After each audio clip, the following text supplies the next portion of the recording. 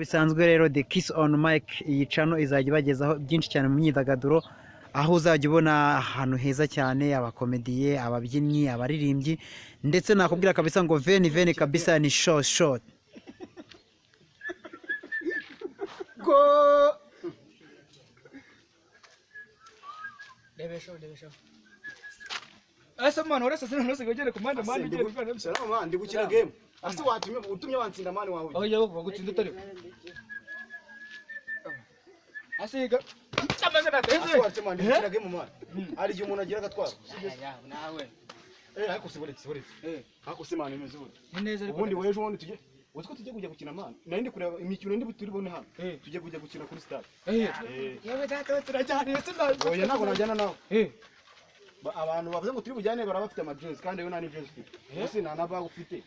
ngiye hano mu rugo ni hano hafi ndahita nikozeho ibiti ngiye mu kujya ubundi